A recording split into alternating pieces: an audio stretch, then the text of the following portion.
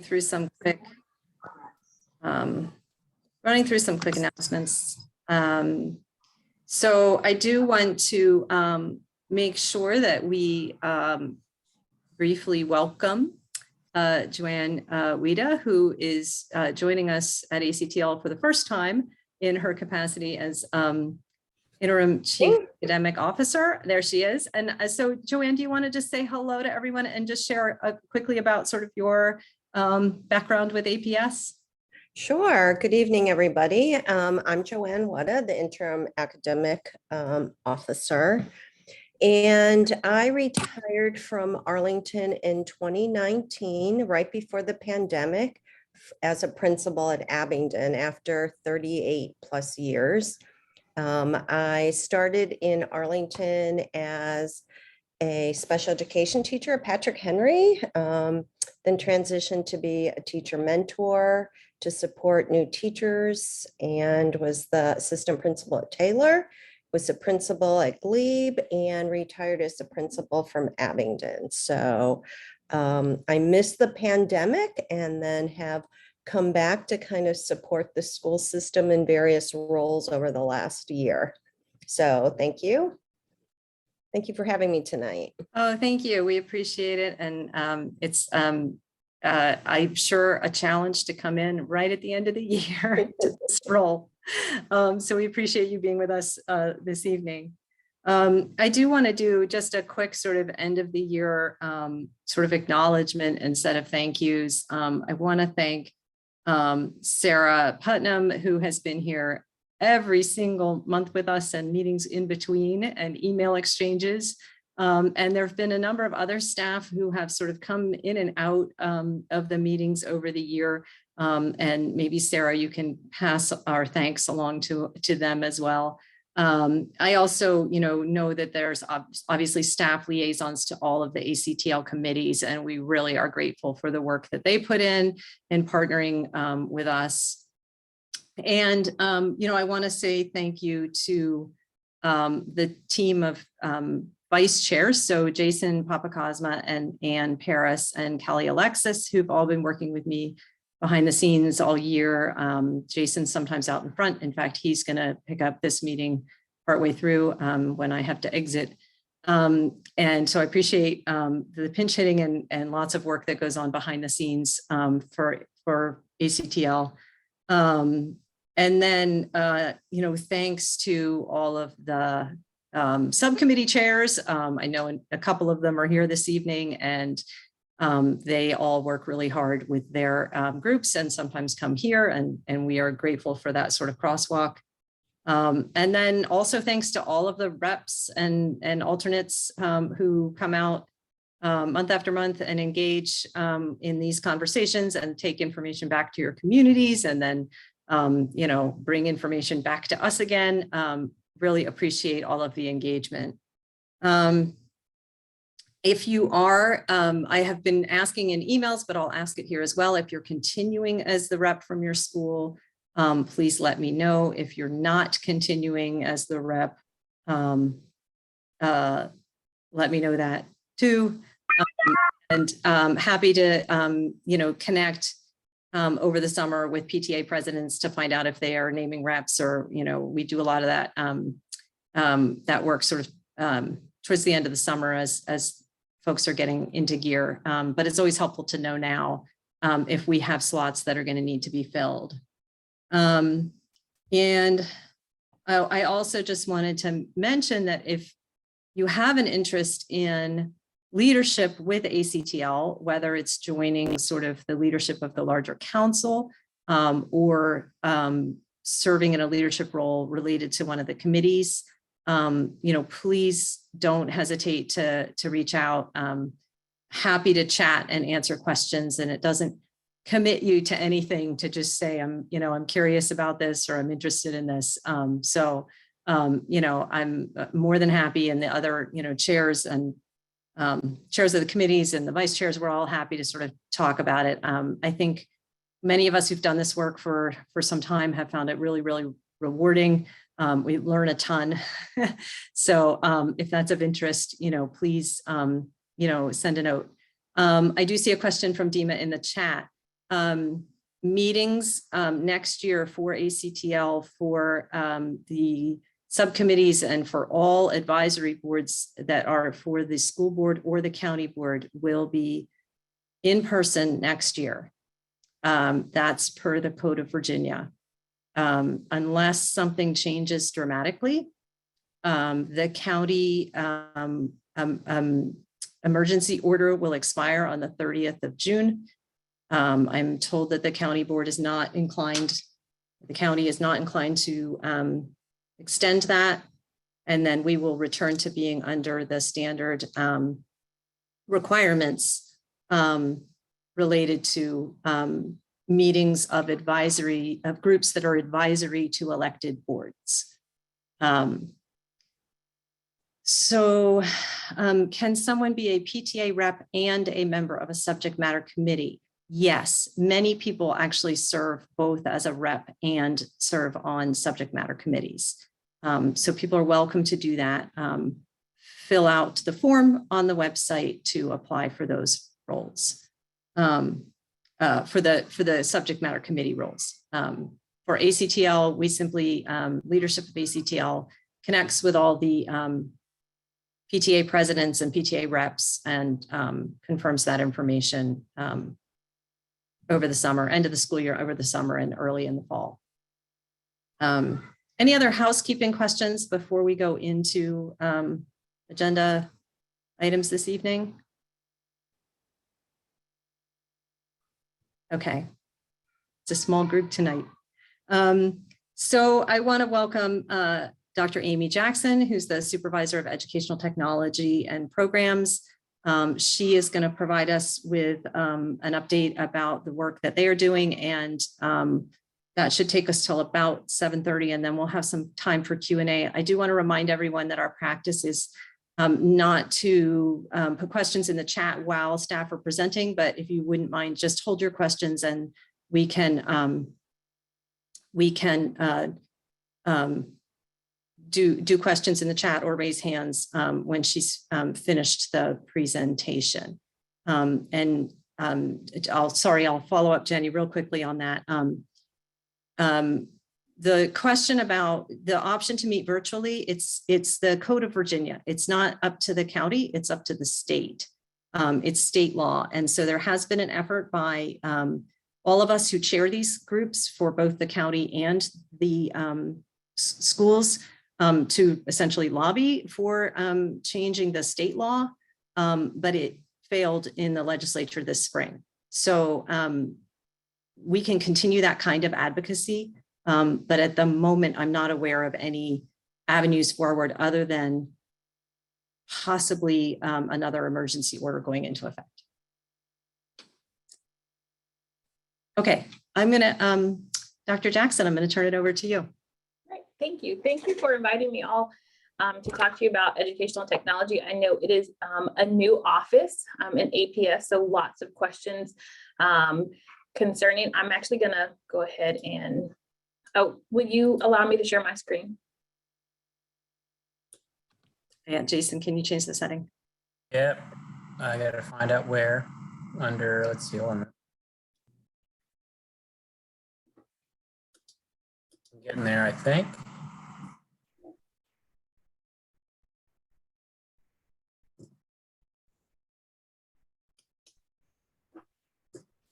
I'm in the share screen under settings. Anyone know offhand? Should be an option that says allow all, just say allow all participants to share. I'm not seeing that part. I might be in the wrong spot though. Give me a second here. If you click on my name, you may be able to make me a co-host, and then I'll have presentation rights. There's a good shortcut. Let's try that. Okay, did that.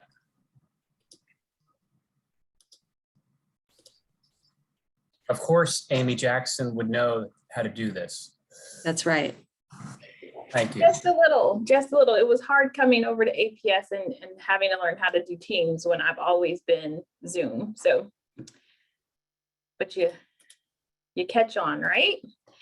So as I said, this is a new presentation.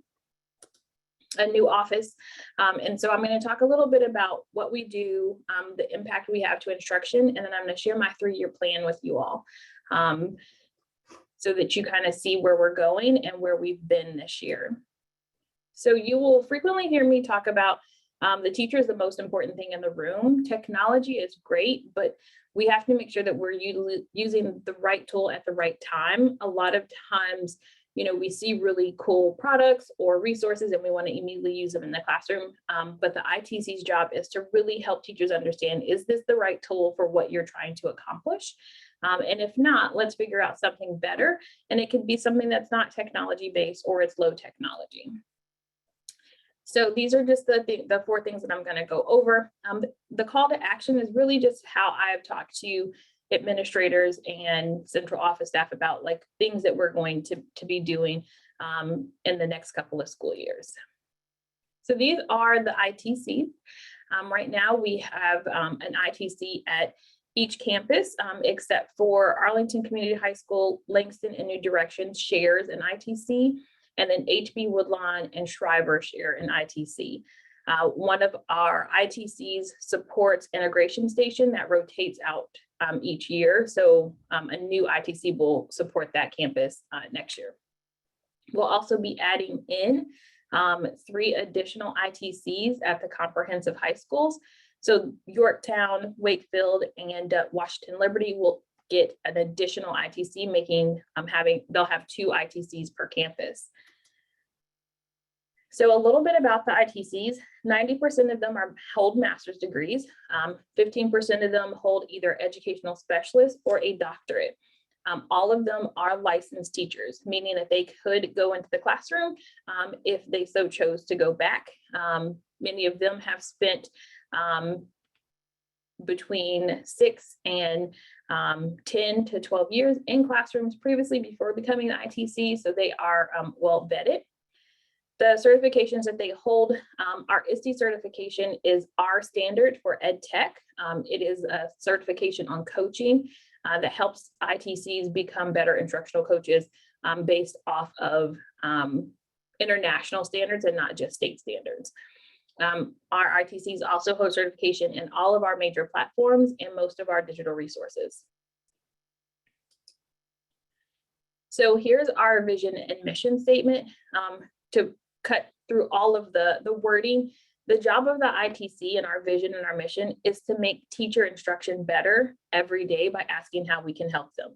We are the glue that puts everything together. So instead of it being one more thing that teachers have to do, we say, hey, this is how we can support you. Allow us to show you how to do cross-curricular work. Allow us to show you how you can take multiple standards and teach them and assess them at one time. So that is the ultimate vision and mission of the ITC group and the Office of Ed Tech. So we always go into each thing thinking about our 3 goals. We are always about systems, students, and the workforce. We want to make sure that we have valuable resources that enhance student achievement. Every resource that we provide, every digital tool that we bring in, we're looking at how does it support student achievement at all levels?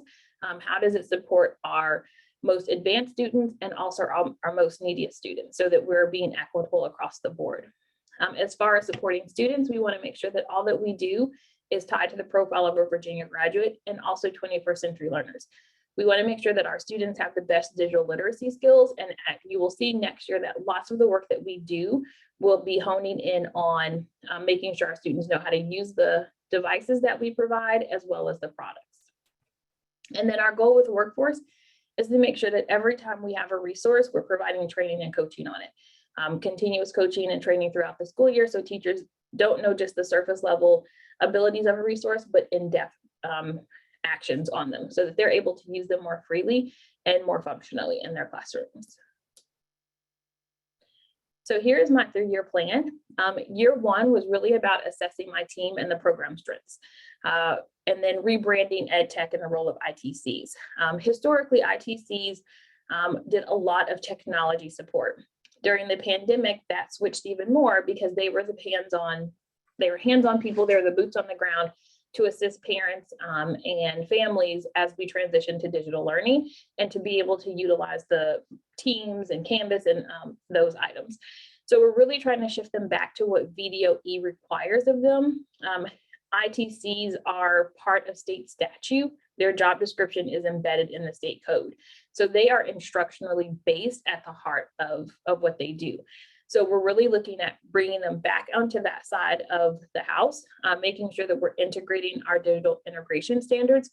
So the ITCs are like other content areas, which is why we're in the Office of Academics, because we have SOLs that we also have to implement and help our teachers to teach. And then one of the big things that we looked at was revision of the ITC job description and evaluation. We wanted to make sure that each ITC across every campus was providing the same level of service. And the best way to do that is to go back in and look at the job description that we had, hone it in to make it fit what we were doing based on our APS vision and goals, and then also to kind of clean up what were some things that were no longer important or relevant, and make sure that we were up to date. And then also evaluating. It's very important to evaluate people on what they do and not just a generic space. So really helping ITCs understand that they're coaches, you know, they go in and coach, co-teach, model, and support teachers on a daily basis.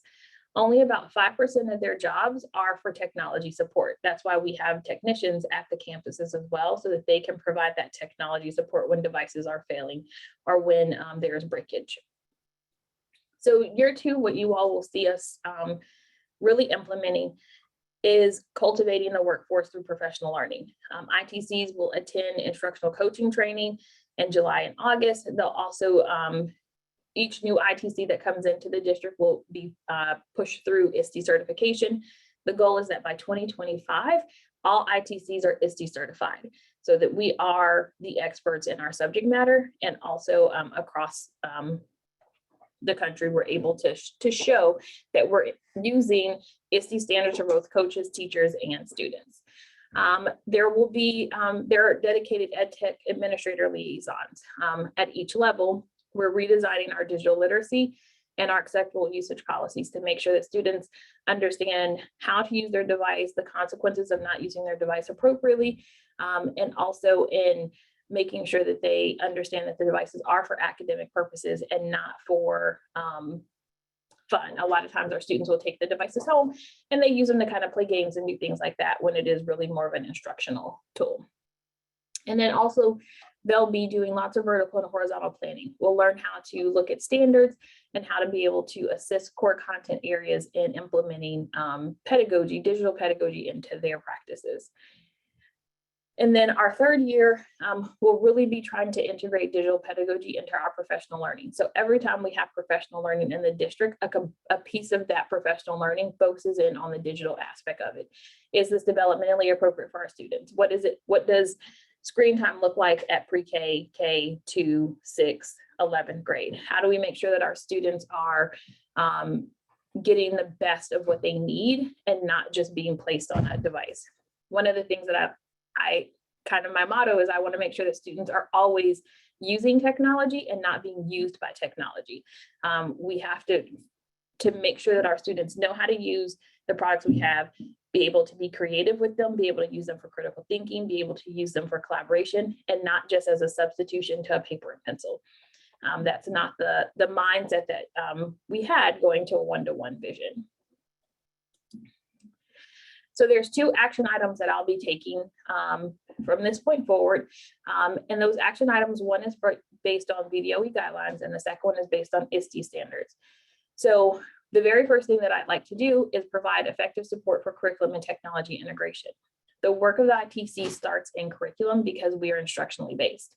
So we have to make sure that we're integrating our digital standards. We have to make sure that we are focusing in on TPAC, which I'll talk about a little bit in the next couple of slides, but then also evaluate our resources for effectiveness. Do we have the right products doing the right thing at the right time? Have we picked the best product and make sure we're getting all of the features of that product so our teachers and our students can be successful? Are we reducing redundancy of items? Do we have products that do multiple things, but they also do the same thing? And what's the benefit of keeping all of them or keeping one of them? And as you can see, each one of the action items also aligns to our APS strategic goal. We want to make sure that we are always in line with what the district is doing and where we're going. So the second action step is to ensure that the technology is high impact, sustainable, scalable, and equitable. We want to make sure that we are being developmentally appropriate as we use different digital resources and tools, which would mean that there will be sometimes the digital resources only for elementary or only for secondary. It's not something that would be used across the district. It'd be something that'd be used for a certain grade band because it's developmentally appropriate for those students. Making sure that we plan and implement professional development and coaching for both educators and administrators. What is EdTech? EdTech, what does it do? How do we make it work for our teachers? How do we use it to increase pedagogy and teacher practice?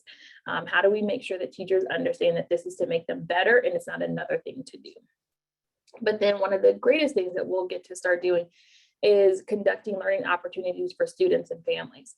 So as we noticed from the pandemic, when our students took their devices home, many parents had trouble with helping students with the products that we use. We want to make sure that that doesn't happen anymore.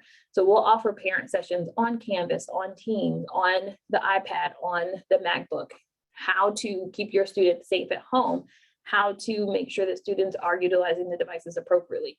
So you don't feel like you're out in the cold or in the dark when it comes to supporting your student at home when you need to. So this is how we impact instruction. So how we impact teacher instruction is through TPAC. And TPAC is just basically, we're talking about pedagogy knowledge, content knowledge, or technology knowledge. And when an ITC goes into a classroom to observe a teacher, we're looking at, does this teacher need help with technology? Does the teacher need help with content? Or does this teacher need help with instructional practices? What's best practice instructional strategies? Do they know how to maintain classroom engagement? Do they make sure that students are actively participating? So those kind of things with pedagogy. And then sometimes those things all kind of merge into each other and we would pull in. So like if a teacher needed content support and pedagogy support, we would pull in a math coach or a reading specialist or an L teacher and say, you know, this teacher needs support in this content. We're going to help them on the instructional strategies, but we want you to help them on the content because we are part of an instructional coaching team. As far as students go, we're going to align the digital learning integration standards to the profile of a Virginia graduate. So it overlaps. This is nothing new. This is just us adding in pieces. So it's just like what math would do with the profile of a Virginia graduate, or reading, or science, or social studies, or art, or health and PE. It's just our version of how we're going to support that students. So here's the areas of support. These are our action items. These are things that I will start to do coming into the next school year, things that I'm going to be looking for administrators and community stakeholders and leadership to see that we're shifting the culture of ITCs being technical to being more impactful in student achievement. So there will be active engagement in instructional leadership meetings. So each campus has instructional leadership teams. ITCs will be a part of that so that they can help sit at the table and talk about how digital pedagogy can support teachers. Not necessarily a tool that can be used, but how, if we're using a tool, how it can be used most effectively. They will be doing weekly observations, coaching, co-teaching, and modeling in classrooms. They will be in the classrooms with our students and our teachers, helping teachers to improve practice and helping our students improve practice on their devices and products. We'll be making systems and processes that'll increase time in classrooms. If you're familiar with your ITC, you may know that they spend a lot of time changing passwords, replacing devices, helping students to navigate different parts of their device. We're going to be making sure that they set up systems where they're not sitting in their office and kind of doing the tech work. They'll also be planning at PLC meetings. We'll be doing vertical and horizontal planning and also planning with the core content areas. So we are part of the instructional team at SciFax as well as in our buildings so that we can hear what's going on and how we can best support each area. And then the ITCs will start getting observations so that we can further grow and figure out where we need to go, where we're solid at, and how we can improve just as a general group of people. So with equitable practices, we're really looking at a deprecation of digital resources. I have heard the concerns of parents and teachers and our school board that we have a lot of digital resources that our students utilize. So we're really looking at how many apps do we really need? How many products do we really need? Do those products support our students? Do those products help our students? So we're looking at those digital resources. And then making sure that purchases of school-based ed tech and technology go through the appropriate processes so that we can be equitable across the district. So one campus doesn't have a lot of products that they're using and our other students don't have. If it's good for one group of students, we want it to be good for all students, and we want to be able to supply it across the board. And then one of the things that I'm advocating for so that the ITC group can do the work that they're called to do is dedicated technicians at every campus.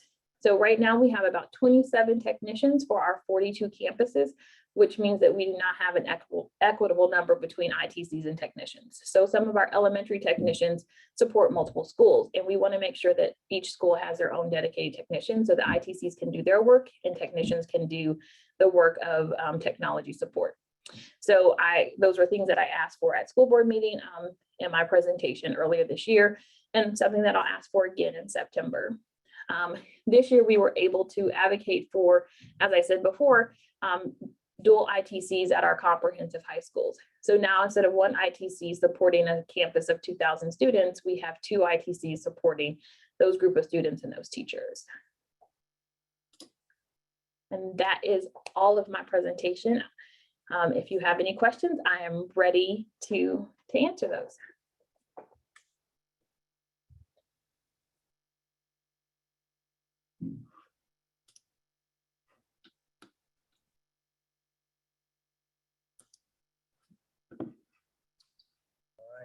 Thank you, Amy. Looks like we got a couple questions coming in. I got to toggle over to the chat here. Two questions in one. Can you share the PowerPoint file? And how do I find the ITC at my school? So the ITC at your school should be notated on their website. If they're not, that is one of the things that we're looking at doing, is making sure that they are posted. The Office of Ed Tech does not have a website this year. It was something that was on my to-do list, but other things came up to a priority. I can definitely put, in sharing this PowerPoint, I can put where ITCs are at each campus, so you can have it in one spot. Okay, and I'm going to jump over to a hand raise. Michael has his hand up. Great, thank you. I love the way everything sounds. I was just curious, who's responsible for the evaluation of the ITCs? Is it you from central office, or is it the principal at the school? It is me. So I will evaluate all 44 ITCs starting in the fall. Thanks. You're welcome. Okay. And Amy, tell me if it's easier. Do you see the questions popping up in the chat? I see, yes, from Ms. Ritwani. I'm just going to pan up a little bit in order. Jenny Rizzo has a question a little farther up. Do you see it? No, okay, what sources research do you use as the basis on which? Okay, so that's a really good question. Every vendor that I reach out to, I have them, even our current vendors, I ask them questions like, how do we differentiate this for our students? At this point, after the pandemic, many resources have seen the need that everything is not for every student. We also look at is this a teacher product or is this a student product? So a lot of products that we purchase are probably a teacher product that they're using for instructional delivery, not necessarily in my office, not something necessarily that the students will use as well. So we also look at, okay, we know that research says that kiddos have about 5 minutes of attention span. And so we want to make sure, that we're honoring those developmentally appropriate guidelines as well. With screen time, it gets a little bit trickier in a one-to-one world. So many of our curriculum resources that we provide have digital components on them. So a student may be reading, instead of having a printed book, they have a digital book. So we look at how much time is being utilized where the student is reading versus where a student is being active. So screen time is different for those things. So like if I'm reading a book on Audible or on another feature, I'm actively using my brain and my eyes to interact with that. If I'm using something where I'm playing a game or I am doing something like shopping, it's a different type of screen time. It's a different part of your brain that's interacting. And so it's different types of fatigue. So as we look at each product, we will look at how does this work in these grade bands? How does this work with how we are using our curriculum resources as well? So I know that's something that Sarah Putnam and I have talked about, and we're working with our other content supervisors to really figure out what does that look like as a district wide. It's not something that I would make a decision on by myself. It's something that we bring all the content supervisors to the table and talk about what did their resources look like and how are they going to be utilized. The next question I see, how do we decide how a teacher needs help? It's really about observation. Sometimes you can go into a classroom as a coach and you think that a teacher needs support in one thing, but as you watch them, you notice, oh, this isn't actually a technology issue. This is more of an instructional strategies issue. So it's all about watching and learning. I'm really looking at what teachers are doing, looking at their lesson plans, looking at what the instructional delivery that they're trying to provide. What is the standard that they're teaching, and what is how do we show mastery in that standard? And that kind of guides us on how we know a teacher needs help or where a teacher needs help. A lot of times teachers will come to ITCs or other instructional coaches and say, I need help with this thing. I need help with tech, or I need help with my content, or I need help with pedagogy. And they'll say instructional strategies. So that will start there sometimes as well. And then we also take advice from other coaches and administrators. ITCs are not evaluative, so they are there to truly coach and support teachers. So if a specialist or a supervisor or another coach says, I noticed I was in the classroom with this teacher and they were having trouble with, using engagement and using digital products, then the ITC will go in and observe so that they can help see where they were at and have a coaching session with them. Looking at, the question is, can we have an expectation that math work is done with paper and pencil and that students read physical books? Research has shown that people retain less information when reading and working on screens. That's actually not something that I could answer. Those are things that as Sarah and her team, we all look at what's best for students and what products we have.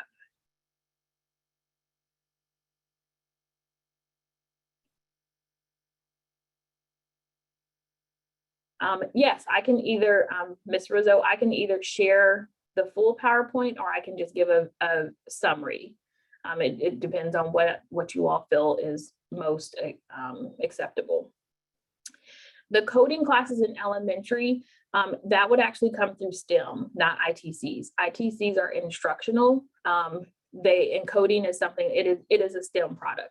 So I do know that we have a STEAM specialist, and they have STEAM counterparts at each campus that kind of does that work.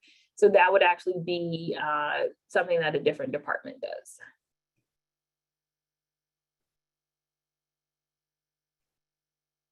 I think Ms. Leonard, I think I've answered some of your question. I'm going to continue to say, like, one of the reasons that we really wanted to bring the devices in the summer was so that we could give time for kids to be off of devices. They have been on devices for quite some time. And so we want to make sure that they are off and that we can also do the work that information services needs to do to make sure that our devices are working properly. I am a very big proponent of making sure that students are using devices. Like I said, I don't want students to be used by devices. I want students to use devices and technology. So that's definitely something that we're going to be looking at to make sure that we are doing what's right by kids. Research is, there are some research that shows it's okay, and there's other research that shows it's not. Lots of districts are looking at what is best for them based on the products that they have, like Ms. Putnam put in the chat. So, Ms. Evans, your question, I'm not familiar enough with digital privacy issues for children. That is a great place to start. This school year, when we come back and our students start to get their devices, I'm asking that principals allow ITC some time in front of parents to talk about acceptable usage policy and digital literacy and student data privacy, because it is important for parents to understand what that looks like and how their students are held accountable for the devices, and also what is something that we should be looking at as we prepare our students to be more digital literate.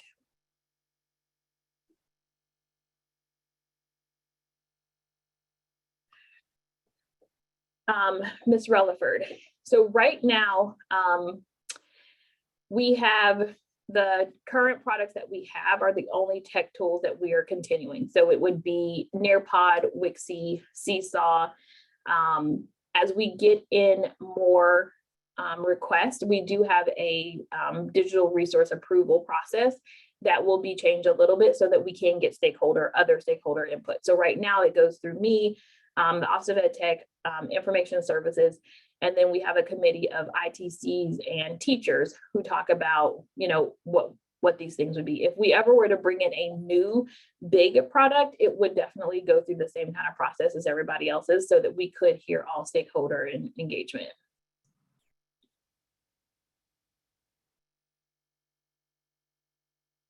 You're welcome. So the message to the students, I can't necessarily get that message to them. So we've been messaging out to campuses who were supposed to in turn message out via School Talk, so that parents could have conversations about, this is, we're not having devices at home this summer so that we can focus in on getting away from technology. Teachers can definitely have that conversation as well with, this is why the devices are being removed. So the same message that teachers got, parents also got, where we said that we were bringing the devices in so that we could have some away from screen time. So that's definitely something that we're all in agreement on. Alexia and Dreambox will be turned on for the summer. Students will still have access to their My Access page. They'll be able to log in to their My Access using their username and password to get to Lexi and Dreambox. One thing that will occur, IS the week before we come back for school, we'll be clearing all of our devices to prepare for the new school year and updating some of our password practices. So the students will lose access that last week of the summer, right before they come back to school. But many of our students will have their devices, and that Lexi and Dreambox, they will have used it or had the capability to use it all through the summer. Oh, what sort of information is collected and retained from student usage of devices? So it depends on each department. So some departments, I know like ELA, they had project-based assessment, performance-based assessments that they did. And those are going to be housed in Synergy and sent to parents. I know that social studies also did some DBQs where it's housed in the same manner. So that kind of information is utilized. As of right now, we can see how many students have logged on to the services that we provide. That usage data can be given to us at a month's time or weekly, depending on how we request it.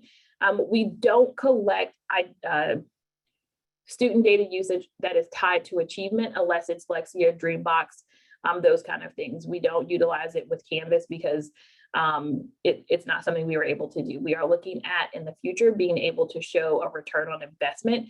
So that means how many of our students used a product, how many of our teachers used a product, and then how successful were they in using that product? How did it help impact student achievement? And Amy, I'll round out the Q&A before we go over to Sarah with just two questions. One, a clarifying one. So you had indicated that at the high school level, you'd be going to 2 ITCs, correct? Yes. Okay. And then in addition, you were aiming for a technician at every school. Yes. So at each high school, there is a technician that is assigned. They have a site-based technician because they have so many students. At the middle schools, they have a site-based technician as well. Our elementary schools, because there are so many of them, they don't have the resources in IS where they can have one per campus. So that's definitely something that I'm advocating for, so that we can make sure that we are able to support our students' technology needs as far as the devices go, while the ITCs are helping with the instructional component. Okay. And then I was just going to ask, you talked about the screen time in the summer and that dynamic. I guess I can speak as one such parent, but there's certainly been some conversations, at least at the high school level, about students needing their computers over the summer, college applications and jobs and things like that. So is there any sort of adjustment process underway to kind of true that up a little bit based on need, at least at the high school level?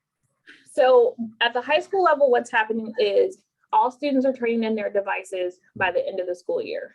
Starting July 5th, they will be able to come back in and pick those devices up. So there will be a small brief break, but they will have their devices depending on when they pick them up. So there will be distribution days that the students can go to their campus and pick those up.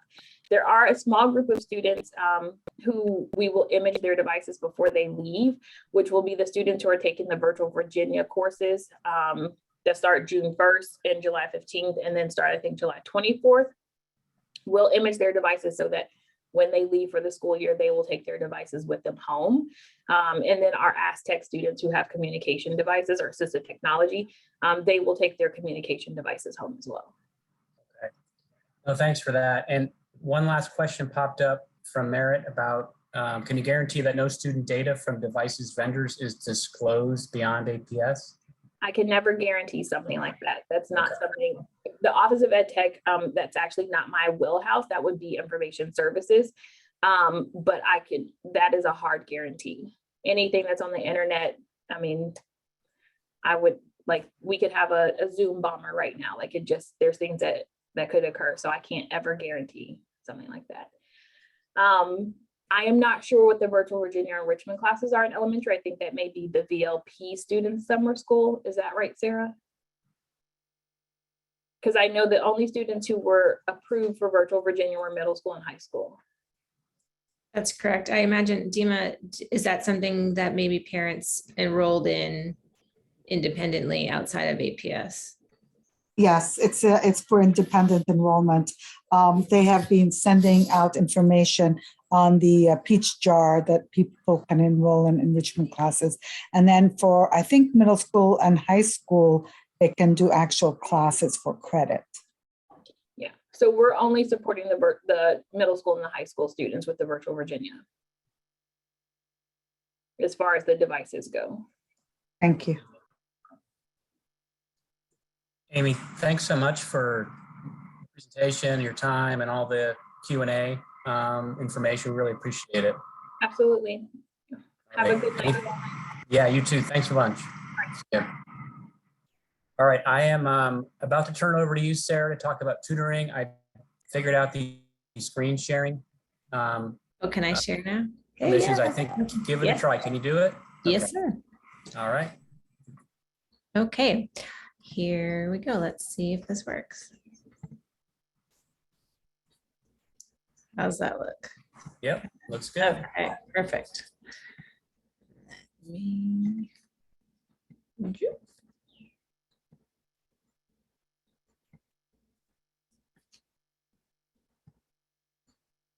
Sorry, the button that I usually use to play it is not there. There we go. There we go. Okay, so good news. In the approval of the budget recently, the school board did approve funding for approximately $600,000 that we will be able to use to obtain tutoring services for students in grades 6 through 12. And so right now that money has been approved, we are actively working with procurement very closely to be able to set a contract for tutoring that we will have in place for students when they return in the fall. So I'm going to give you, because that work is still in progress, I'm going to give you just an overview of what we are seeking. It's not decided yet which vendor we will be working with, but really we have a true sense of what we are seeking in a partner for this great resource for our students. So if I pause for a second and think a little bit about why would we want to put this in as a resource for our students? We know that research-based, what they call high impact tutoring, where it's basically on demand there for students when they need it, actually helps students with additional instructional support, and it meets their needs when it's necessary. And then we look at the next point there, that access to tutoring really for all students will help remove any potential barriers related to income. So we know students of means may be able to afford tutoring services outside of school. And this actually helps provide that access to all students regardless of their financial situation. So when we think about online tutoring and the desired features that we would want in a vendor, we know that we want it to be live, meaning synchronous. If I needed support, I could hop on and a tutor would connect with me and I would be able to work through a session with them. And that session could be 5 minutes. Hey, I just have a quick question. I'm stuck on this. Or it might be, for 20 or 35 minutes. When we looked at different things that are companies that are out there, they typically say sometimes it's a quick check-in, sometimes it might be a full half hour on average. We are now seeking this really with the funding we have for our middle and high school students. We, as I mentioned, want it to be accessible to them when they need it. So 24 hours a day, 7 days a week, they will have hopefully someone that they could go and talk to if they're working on something that they need support with. We also have the desire to make sure that the vendor is providing services across multiple content areas. So initially we thought, we have a great deal of support for reading and mathematics in the schools with our staff. Sometimes that tends to be our priority. And I often work with our content supervisors from science and social studies who say, we have content areas, core content that are also important that perhaps have an SOL related test attached to it. And so it's really important for us that we're going to be able to connect our students with any content area, whether that be an elective or a core course, including hopefully some support with any students who might be in advanced coursework. We also want a vendor to be able to differentiate those tutoring services based on the needs of a student. So we're looking at our demographics to say, we have English learners who may seek support. So might we be able to find a vendor who is able to deliver support in a language that they speak other than English? Maybe they have an IEP, and can the tutor that's working with them help differentiate the support of that assignment when they're working on it? Are they familiar with how to provide certain modifications or accommodations to students? We also think it's really important that we want highly qualified tutors. We know these will not be APS staff members. We have tutoring money now through the ESSER grant, through state-funded SOL remediation funds, where we know we can pay our current staff to do tutoring. That often is before and after school in person, which again, sometimes limits students' ability to take advantage of those services. So when we know it's not an APS teacher that we know is highly qualified, we want some assurance that the tutoring vendor has highly qualified tutors who are licensed or trained in that content area. Best case scenario is that they actually carry a license certification, teaching certification of some sort. And we know there are some vendors out there that require that of their staff. We also, as we talk about data and privacy, we know we need an interface for students to be able to access that is reliable and secure. So a good example of that, one vendor that we were researching says, we don't do live video. We just do it virtually through chat with a whiteboard. So it's not like they can see into your home. They can't see what your student looks like. And that perhaps gives families some more assurance with, my child's interacting with another adult outside of the house, but I don't know them. Those obviously have gone through some background checks to be able to be employed as that person for the tutoring company. But we also thought that, maybe not having video would be a useful thing to make it more secure. Another feature that we've seen is that you don't always go back to the same tutor. And at first I thought, when I heard that, well, maybe I really had great success the last time Jason was my tutor and he helped me and I want to go back to him. One vendor in particular said, we make sure that it's random and we make sure that you're connected with someone in that content area.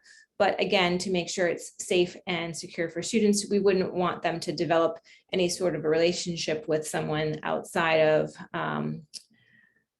a third party that we didn't know. So they still make sure that it's, you're assigned to someone who is not going to be someone that you see regularly. The other thing that we think might be quite useful is this idea of the data that we could capture. So some come with metrics, and to me, this is something that we could benefit, not just for the students' benefit, but now this is a way for staff in the system to benefit too.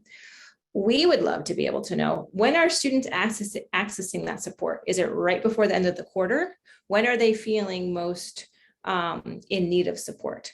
Maybe which courses are they more often than not going and asking for support? Is it math and science? Is it a history course? That way we know, hey, what is it about our tier 1 instruction that we can shore up so that students feel better prepared and maybe not need to seek tutoring? That's information for us. And then really, we know that they would likely go to their tutor and say, I have a question about this type of question, or I'm studying this topic and I'm really struggling with biomes or whatever it might be. That would also be good for us from a curriculum standpoint to say, hey, we really need to take a look at how we're teaching this unit, because students typically have a lot of questions about this content. What can we do better as educators when we have students face-to-face with us in the building? So all of these are just on our wish list. When we think about the impact and anticipated outcomes when we do have a partner for this purpose, we want to find something that will help benefit students at multiple times during the school day, perhaps after school evenings, even into the summer months. Ultimately, we want them to meet students where they are and perhaps when they're needing the support. So more often than not, that might be before and after school when they are indeed working on an assignment that was assigned outside of the school day. It may be the case that they access it during the school day, right? Before, if they have a free period, or if they're working on something and it's during lunch and they want to hop on and ask a question of their tutor. That's the nice thing if we find something that's available on demand at any time. We also want students to be able, as I mentioned, to gain support in multiple subjects. We offer a lot of courses in APS. Our students take advantage of a lot of those, so we want them to be able to get the support that they need. We also want students to be able to gain support on the assignments from APS teachers. We know the assignments that our teachers are crafting and assigning are aligned to standards. So a third-party tutoring company may not be completely aligned to Virginia standards. They're not the ones assigning work. So we think it would be really beneficial for students to gain support with the assignments that our teachers are providing. We also know that students will be able to benefit from those quick refreshers. Maybe, as I said, it doesn't need to be a full 30 minutes, take me through quadratic equations, but maybe I just have a quick question on this one thing that I can't seem to quite figure out, and I hop on, do a quick little check-in, I'm good to go, and I move on. So I think it would be nice for them to meet the range of needs there. This I also referenced earlier when you think about how could they use this during the school day, the next part. We have heard from other users of different tutoring services who have said, you know what, indeed, our students actually went and worked with a tutor sometimes during a small group rotation or a station during class.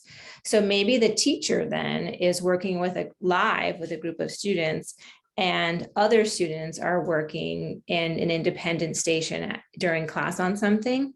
Nothing would prevent them from being able to hop on and ask a tutor, right? It's sort of access to another instructional resource for support. It's really important here to note that the tutors that we are thinking about will not hop on and say, here, Jason, here's how you solve that problem, and just feed them the answers. They will indeed sort of probe them, guide them through. Some perhaps might be trained in like Socratic seminar, right? It's just like asking questions and getting kids to process and think through things. So the nice thing about perhaps being able to have students access that during school, during class, we see that as a nice supplement to the learning that they're already engaging in during the school day. A really big bonus and anticipated outcome of this will be that we would hope that we would decrease the need for remediation that might need to occur inside and outside of school. And that ultimately saves class time. So if students are able to access this tutoring support, they are on track, and we continue to move forward with the standards and curriculum that we are teaching. It doesn't mean that the support that is available before and after school goes away, but perhaps it reduces the need for so many students to need to take advantage of that. And then lastly, I see this as really a bonus and anticipated outcome. We know after this school year and the years before that our educators and APS are really working very hard to support our students with all the things that they need. And so we know that we see this tutoring piece as another benefit to them as educators, so that they can have a partner in helping students succeed with the coursework that they are engaging in. So with that, that's sort of a quick overview. I'm going to pause and see. I haven't been looking at the chat to see if we have any questions. Everyone's followed Bethany's instructions, not questions while you're talking. So now's your opportunity, folks, to ask questions for Sarah. And I guess I'll say ultimately, this is sort of where we hope to head. And as soon as we know more, likely when we see you again at the beginning of next school year, we'll be able to give you all of the details of the vendor that we end up securing, and all of the bells and whistles that it comes with. I'll lead off. Maybe we'll prompt some additional questions. You mentioned something that I think made a lot of sense, Sarah, about, you know, after school might not be accessible to some students. And, you know, I kind of saw that play out. There were, you know, my daughter, some other students were trying to do some tutoring this year in high school, and, you know, turnout was kind of low. Mm-hmm. And I think it might have been because of that dynamic that people have other things they're doing. It's not a great time for students to get tutoring help. But I guess my question is, so that's just an observation. I think that makes a lot of sense. The question, I guess, is there any, are there ways, are you thinking about ways you could kind of, you know, coordinate, multiply like student to student tutoring with this sort of model as an, you know, maybe just general question around that possibility? The possibility of pairing students with other students is. Well, just like peer-to-peer tutoring that kind of, I think different schools do it to a greater or lesser degree, and that has value, of course, but is there any way to, you know, coordinate that somehow with this initiative, or otherwise make the peer-to-peer tutoring also more accessible? So with this, because it'll be with a vendor, there is an option. We think most students would take advantage of it in a one-to-one session when they need support. There are vendors out there who do it in a small group setting. I don't know that that's where we'll end up, but it could be like a ratio of 5-to-1. So maybe a group of students who all are in world geography would benefit from working with a tutor. Then they could go as a peer group to that tutoring session if that's something that the vendor offers. To your other point about the before and after school, you're absolutely right. We know that students oftentimes go to sports or have other commitments. Maybe they have a job after school and they're not sitting down to go back to work on some schoolwork until 9 o'clock at night. So that's why I think it's useful when students need it, it would be available to them. We know that they're not all going to be able to stay in person with an APS teacher. And to that end, while we had all of this funding this year to pay our staff to do it, I mean, people are tired and they're burned out. And so they said, I'd love to help, but I can commit to tutoring 1 day a week after school. I'm talking about our APS staff. So just because we have the money doesn't mean we can find the people on our staff who are able to do that still. So this is nice that we'll be able to have a third party be able to support that work as well. And it looks like, I think the questions start with Jenny Rizzo. Let me go back up. 100% of privacy is important. Does a written chat and a digital whiteboard meet the research-based IPA? So the piece that I've seen, yes, it does. It doesn't necessarily need to be where like I could see you and you could see me, as long as we are interacting and we can see what the assignment might be, or what question do you have? One feature that we have seen in a possible vendor was that session is recorded too. Just the chat and the whiteboard, so that then the student could say, you know what, that session was helpful, but I still forget how I got to that. They could go back and review it. So that then it's sort of a tool for them to go back to when they might need it. The budget is $600,000 for just this school year. And yes, so we did some research ahead of time before we when the school board said, hey, we have an interest in putting this into the budget. So we did do sort of a general scan of like, what might it cost? So we're pretty positive that this money will get us what we're seeking. We had to base it on something. I'm getting to Maureen's question there. This seems like a great idea, very ambitious. How likely is this to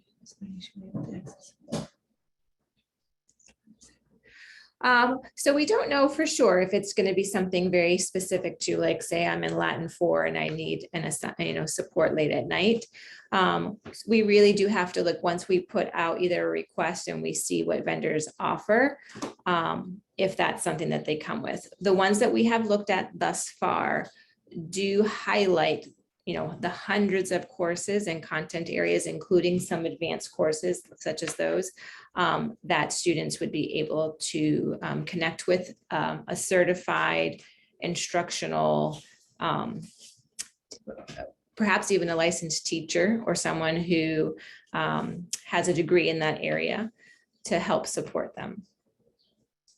And that kind of, Maureen, your question connects to Chris's, and that, like, what features might be, could we take off the table? Which ones are non-negotiable and which ones would it's sort of the must-have versus it would be nice if. I sort of outlined for you all of the things that we're hopeful of, knowing that not every company will offer all of those things. We don't know, truthfully, Merritt, how we know other divisions have contracts, like Prince William has one. Fairfax has one. I think they used their ESSER funds, and I think they used quite a bit more of their ESSER funds for this.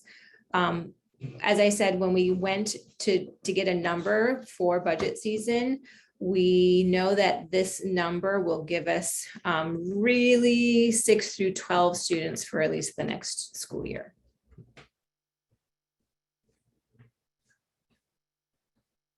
I'm looking at Krista's question now. How would tutors stay up to date on things that are being taught in the school so that they mimic the methods used by teachers?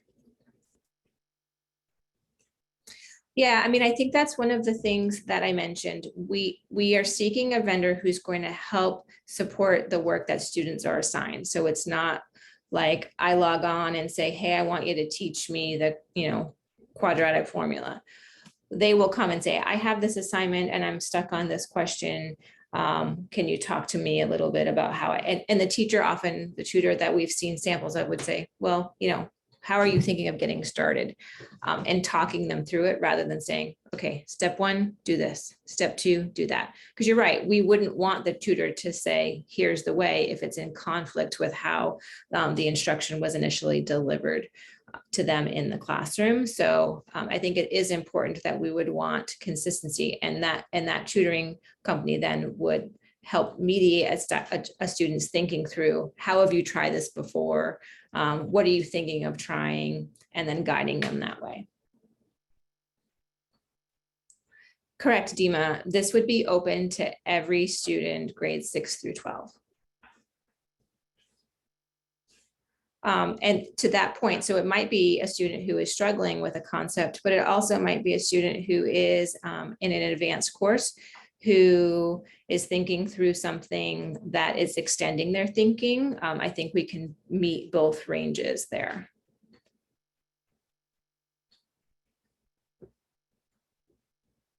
And then I'm down to Wendy's question. What steps are you taking to ensure this resource is accessible and helpful for students with disabilities? So that is really something that we have said, like when we've looked at different vendors, you know, here is our population, here's what matters. We have students who have an IEP and what support can we give them? They have given us responses about being able to differentiate using, again, the assignments that teachers may have already given to a student with IEP. Has that assignment already been modified? And then how can that tutor help support them with that assignment? And as I said, using approaches that are not just direct instruction of here, I'm going to tell you how to do it. That doesn't work for most students. It might get them through it, but it's not going to help them retain and master that content. So we believe it's also very important for students with disabilities to be able to receive the support that'll ultimately equip them with the tools, get them into that long-term memory, not just short-term, to be able to say, okay, the next time I see a problem like this, how am I going to apply my thinking? Yes, Maureen, I will share this same presentation we post I'll post Amy's and I'll post this one. I'll give it to Rosa Yule, who posts the minutes and the videos and all the presentations on our ACTL website so that you guys have it. Sarah, just that I guess one other question from me, and there seems to be a lot to like for all the reasons you stated. Are there any pitfalls or kind of, you know, concerns about this that maybe others have encountered in offering this model? I don't know if you just could speak to that a little bit. Not in a way that would say don't do it, but just things that might come up that could be. I mean, I think it's a fairly new thing that different divisions have tried. I know Fairfax has had it. They launched it second semester this year. So I think it would be wise for us to learn sort of some of their lessons learned now that they've had it, things that we may not have anticipated ahead of time. One question that I did have previously, not through this group, but I was ready if you asked, for why we don't have it for K through 5. And ultimately, we looked at, you know, what would it cost us K-12, and with the money that we were able to secure, knowing we had to cut out K-5. And in part, that is because, well, we've already talked a little bit about the funding that we already have to support students, but we also have more time within the school day in some regard, with intervention blocks that exist at elementary, and at middle and high school, it's very different. It's hard to provide that additional support sometimes during the school day. And at the elementary level, you know, with the screening data, the interventions that we have put in place and the support that students receive, we just felt like we were in a better place in terms of providing in-school support with that at this point, perhaps the 6 through 12 is a grand success and we can have funding in the future to extend it. But right now, that's sort of where we landed, knowing that K-5 was in a different place. Thanks. Are there any other questions for Sarah? Oh, there's a question. Do the APS teachers team support this initiative? As I said, I think they will view it, and it's fairly new. It's sort of hot off the press with the budget. We didn't anticipate this. Having this funding, we were seeking grant funding, and it's nice now that the school board just said we'll put it in for one-time funds in our operating budget. I really do see this as a way to help support the work, the tireless work that teachers are already doing during the school day. And knowing that students are going to receive support with that work that they assign, I think will be most useful. And as I mentioned, I think it's going to help them take some of the pressure off for all that remediation and reteaching that teachers do to make sure students are mastering concepts. It's not going to have to happen necessarily during the school day any longer. It will save that class time. Questions might be answered for them. Things that they may have struggled with on their homework will be addressed. There are, as I mentioned, if we get something that has the metric piece where we can say, oh, wow, look, in 8th grade, our World Geo students were always asking these questions. I think teachers will really benefit from that information, because then they can say, oh, well, I can reinforce that also during my instruction. So, it's a double bonus for students. So we're really hopeful of gaining that information when we can figure out what students are really needing support with. Excellent. Okay. Well, Sarah, thank you for bringing this to us tonight and kind of sharing your thinking and what your goals are. As Yeah. Mary put in the chat, definitely looking forward to seeing how this rolls out. We're very excited for it too. And more to come in the fall once we have it secured. All right. Appreciate it. Thanks again. All right, folks. So we got through our agenda items and we're going to wrap up here shortly. One thing that Bethany asked, just spend a couple minutes on, are folks sharing ideas. You can do it in the chat if you want, on things you might want to talk about at ACTL next year. Topics, ideas, just ideas you might have about agenda items and areas of focus for the year ahead. Now, I know we didn't prompt you with that before the meeting started, so maybe your head's not there, but let's spend a couple minutes. If you have anything you want to put in there, and we'll capture that. Or you can raise your hand as well. And this isn't your only chance. You can also send an email off to Bethany with some of your thoughts, and we'll take that as well. I don't want to put anybody on the spot, so we can move forward here in just a minute if nothing's coming to mind.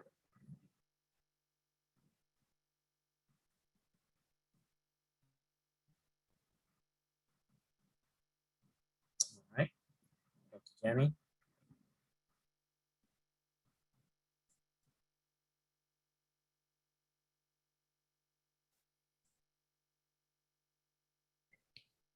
I'll put a plug in for Jenny's question if I can.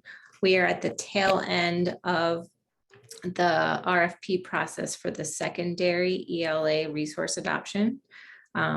We will be bringing that to the school board on June 9th as an information item to help the school board see the process we went through and ultimately what vendor we are recommending for new English resources at the high school. So that will be a nice bit of information, but as Jenny mentioned too, we really are working hard on addressing the needs of our students at the secondary level with writing instruction. And the way in which we are assessing them now really is helping build that portfolio over time so that we can see student growth from when they are 9th grade all the way through 11th grade. This year was our beta year, but next year, that's really the group that's going to grow that portfolio and then earn their verified credit that way, which is really exciting. I will, thanks, Sarah. I'll close this out. I'm just going to echo Bethany's thanks to all of you for your participation and engagement this year. Really appreciate it. We got a lot done, talked about a lot of things this year, so we really appreciate that. I know it takes a lot of time. Definitely thanks to Sarah for being here throughout and all the thought and care into the updates you provide us. So thank you for that as well. I think that closes out our ACTL 21-22 year. And look forward to seeing folks next year. But definitely if ideas come to mind for things to address next year, send them our way. We'll start compiling that list. So happy 1st of June, and I hope everyone has a great summer, and we'll pick this up again in the fall. Thanks, everyone.